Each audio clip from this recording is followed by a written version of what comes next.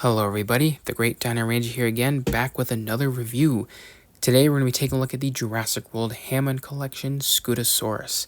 So this is another very interesting, but definitely a very welcomed addition to the Hammond Collection. This is not an animal that appeared in any of the movies, so I don't know why Mattel decided to put this animal in the Hammond Collection, but it is a very welcomed one because it is now a super articulated Scutosaurus figure, which is really cool. I was not expecting getting this in the Hammond collection, so I'm really excited to take a closer look at this figure once we open it.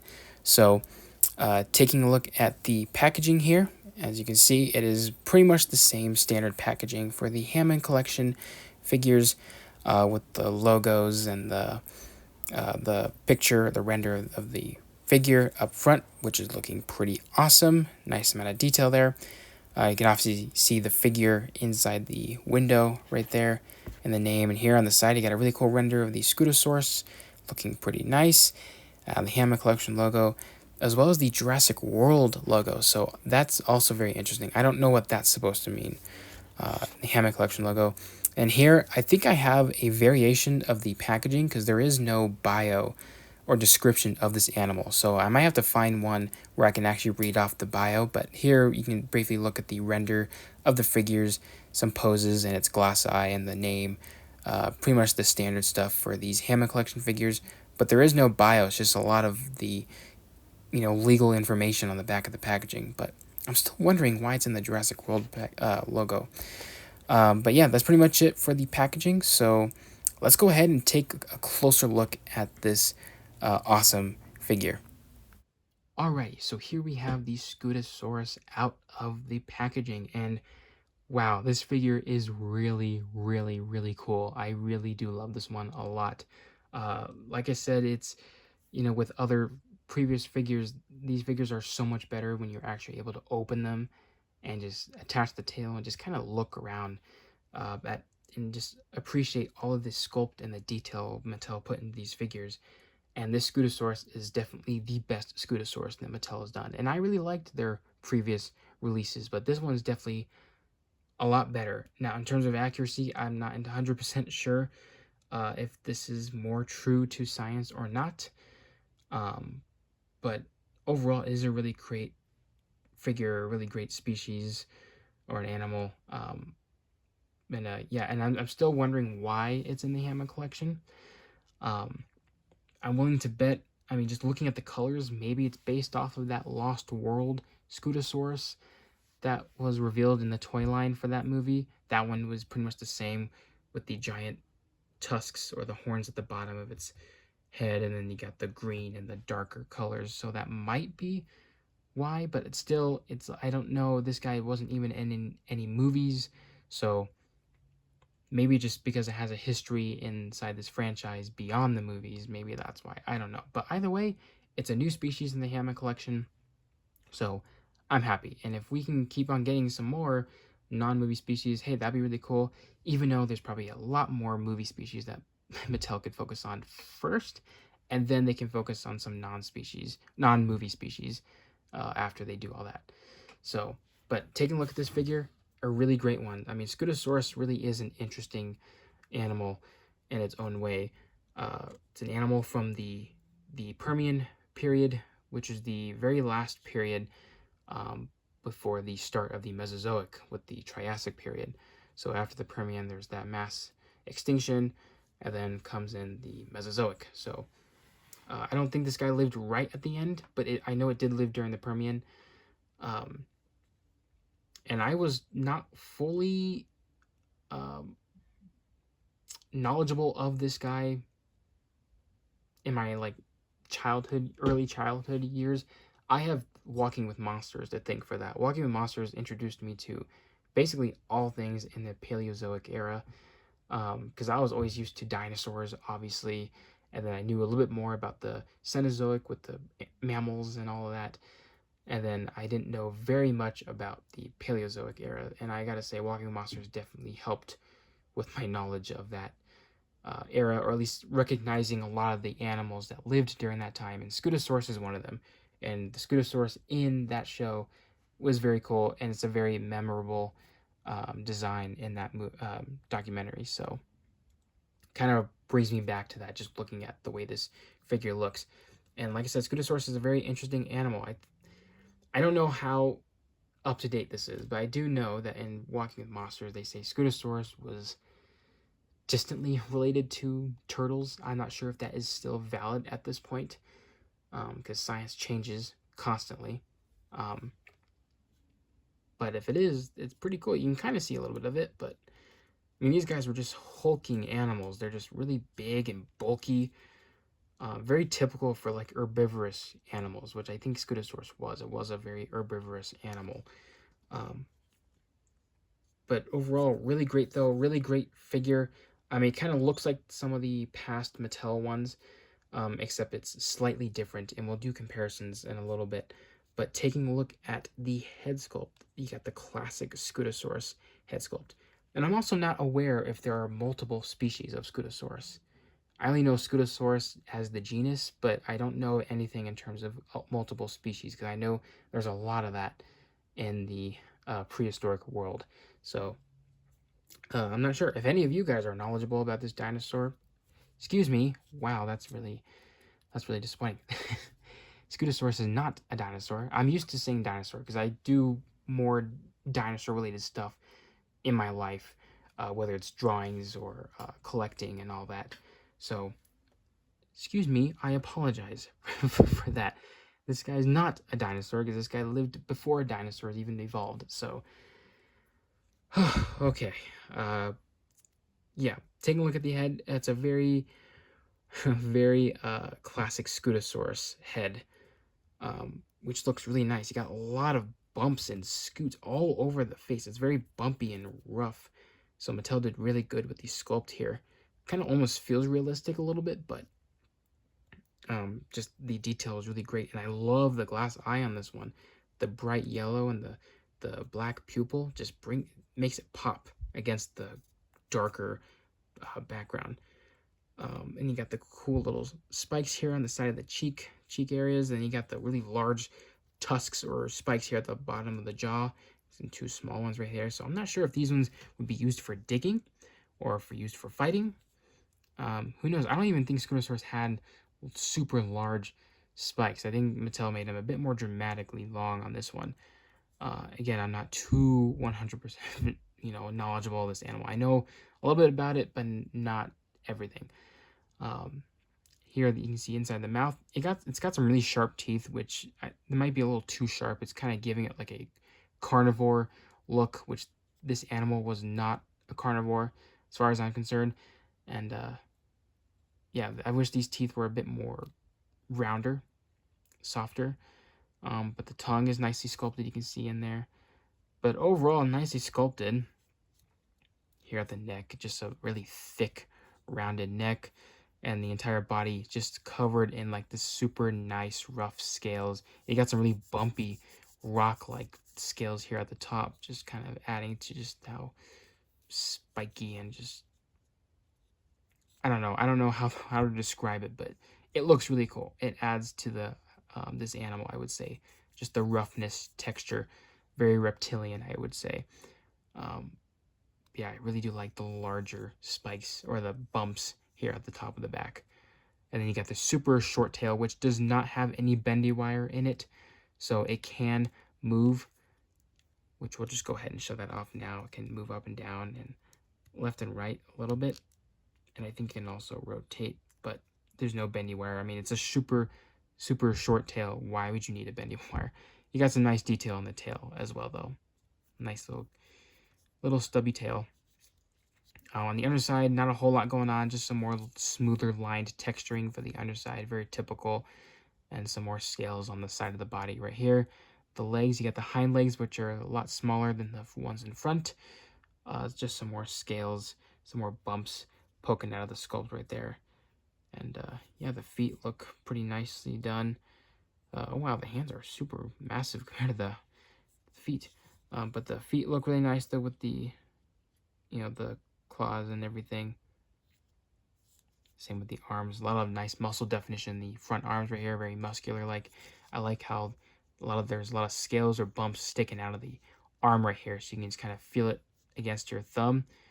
Kind of gives it like this lifelike feel to it. And the hands look really nice as well.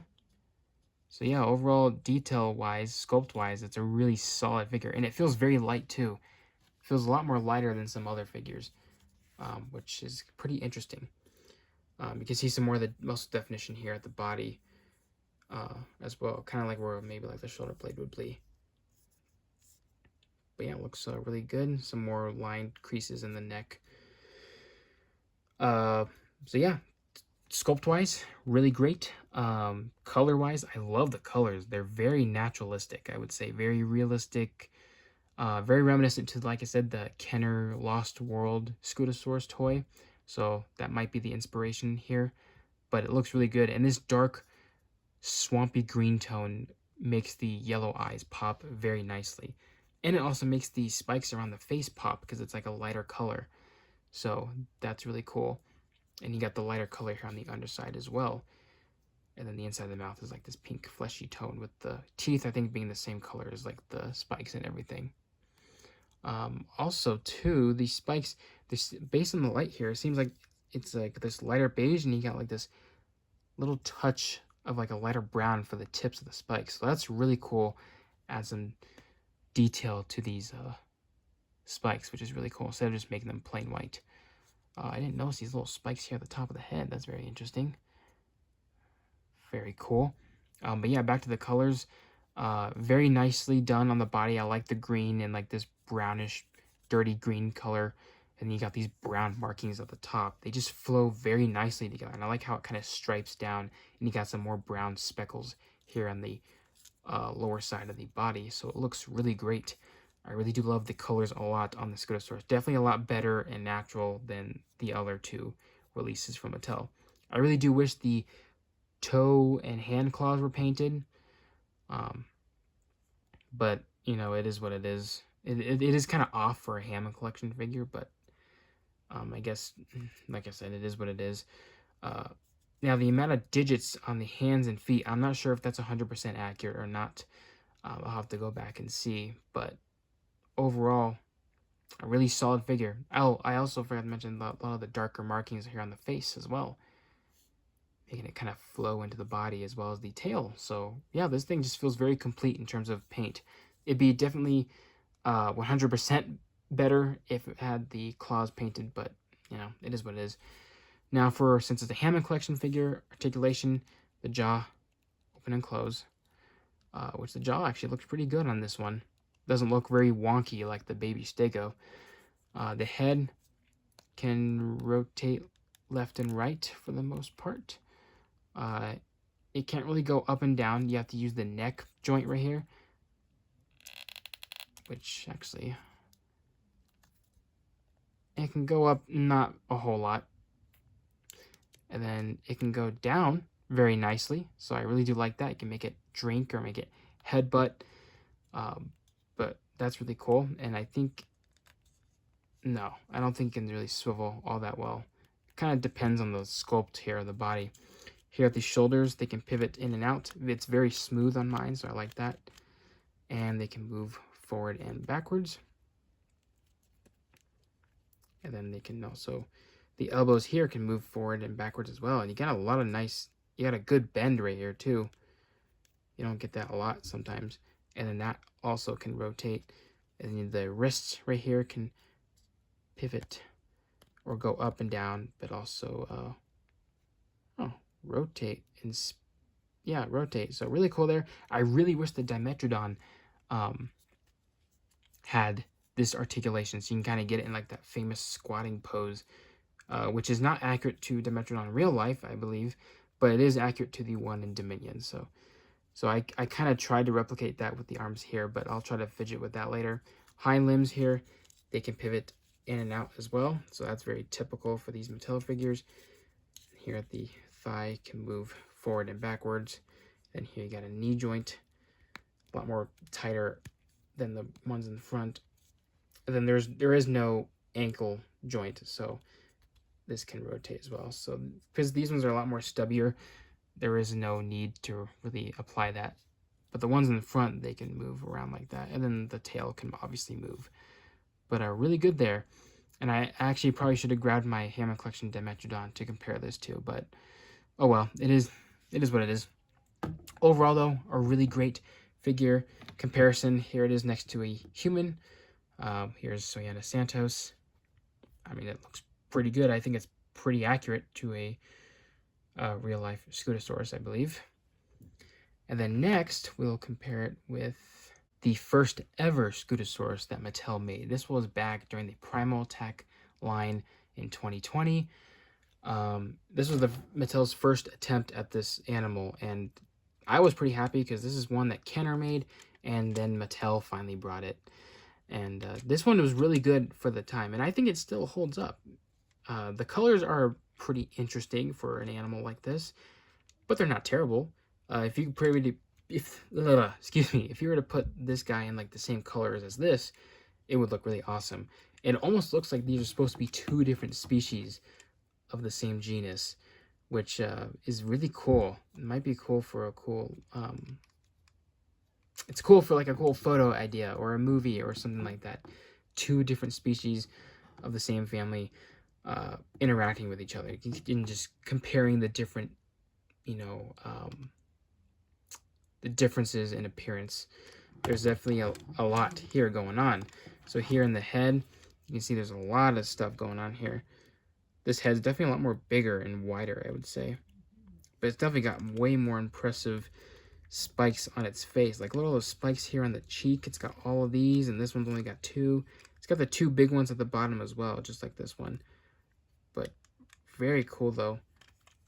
And you can see the body is very different as well. I think this one's definitely more accurate, though. But I do like the little Scoot armored looking appearance on this one. But yeah, very cool, very different. And this one's obviously the same like the 93 Classic one that came out in 2023. But yeah, really cool to see these two compared with each other.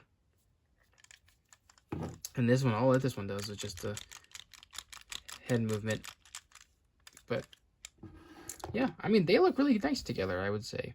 But yeah, that's pretty much all I have to say for this animal.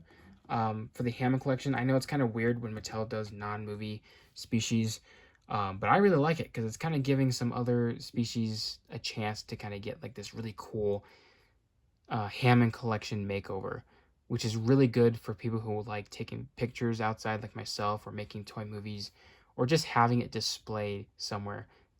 It's really cool to have something like this.